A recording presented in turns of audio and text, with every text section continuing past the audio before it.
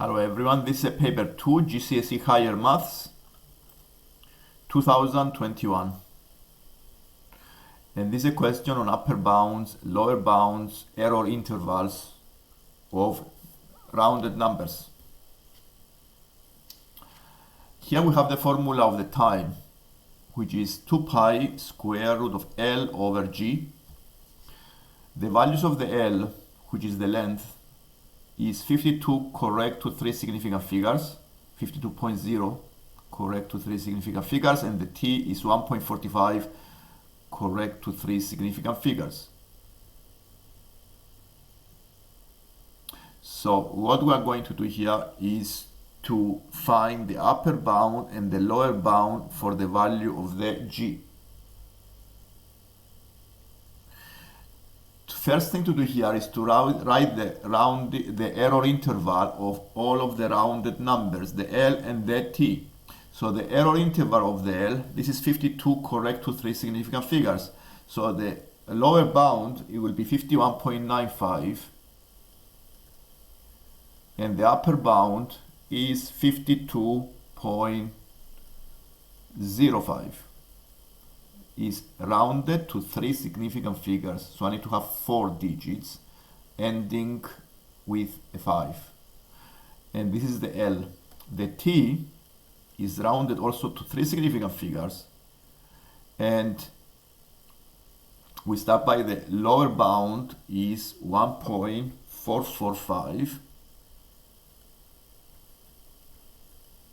and the upper bound is 1.455. And these are the error intervals of both L and the T. So what we need to find is to find the upper bound and the lower bound of the value of the G. First thing here is to make G the subject. We start by making G the subject of the formula. To make G the subject of the formula, we need to rearrange using the inverse operations step by step until we have G in one side. Until we have G in one side. I start squaring both of the sides, so I have T squared is equal to 4 pi squared times L over G. The next thing to do, I divide by 4 pi square, so I have T square over 4 pi square is equal to L over G. I also divide both sides by L and I times both sides by G, so I have, yes, I divide both sides by L, or you may take the reciprocal of the fraction and make it G over L is equal to 4 pi square over T square, and times both sides by L, I have the G as 4 pi square times the L over T square. Okay. So this is the G. I make G the subject. So I want to find the upper bound of the G, which means is the maximum possible value. This is the upper limit. So the G upper bound, let's see which numbers I need to choose from the bounds. I found the formula, which is this one. And let's copy this into the other screen and then find the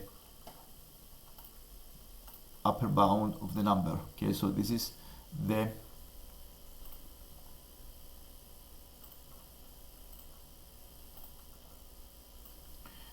the formula.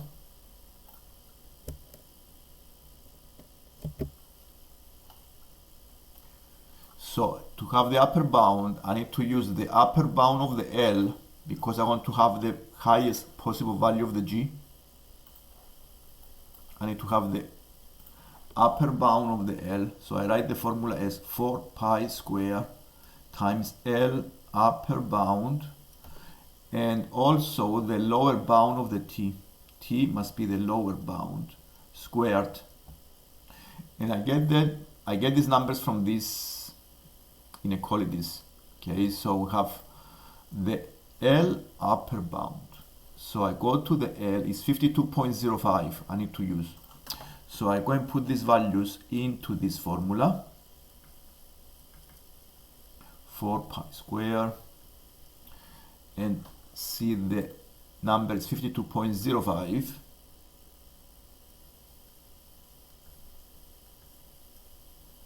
And for the t, I choose the lower bound, and I choose 1.445.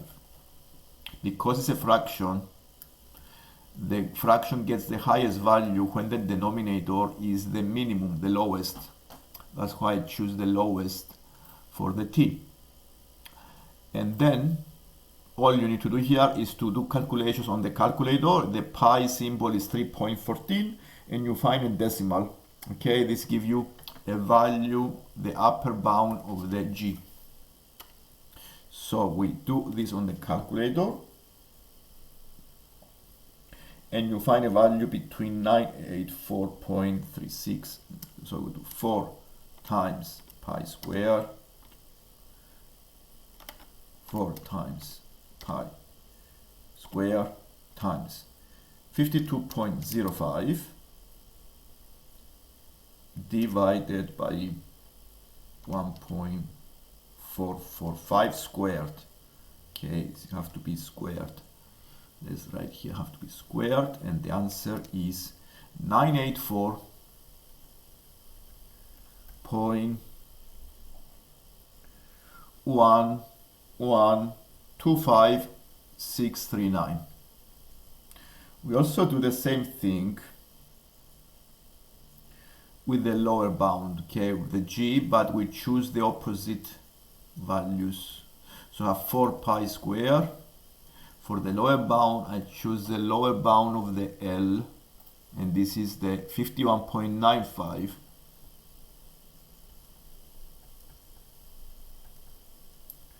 And I choose the upper bound of the t, and this is the 1.455, and this gives you the lower bound of the g.